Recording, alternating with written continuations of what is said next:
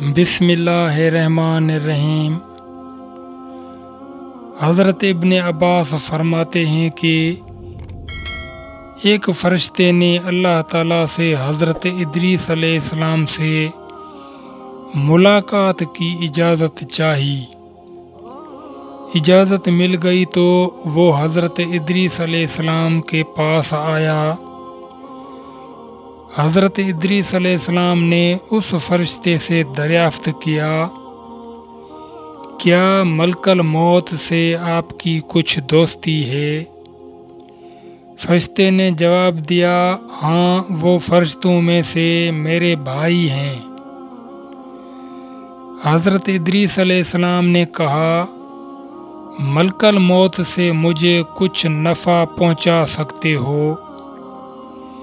فرشتے نے جواب دیا، یہ بات کہ آپ کی موت میں کچھ تاخیر یا تقدیم کریں تو یہ نہیں ہو سکتا، البتہ میں موت کے وقت نرمی کرنے کی ان سے سفارش کروں گا۔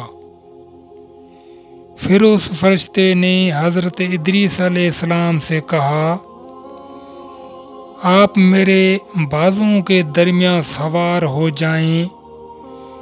حضرت ادریس علیہ السلام سوار ہو گئے۔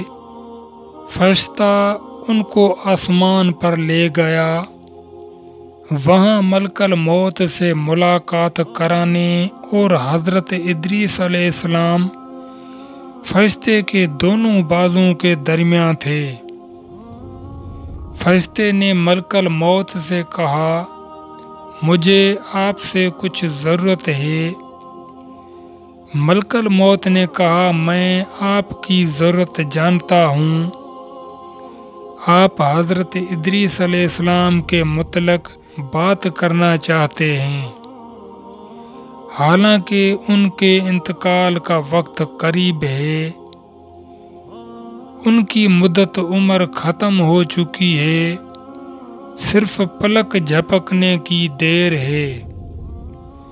چنانچہ حضرت ادریس علیہ السلام کا انتقال فرشتے کے دونوں بازوؤں کے درمیان ہوا۔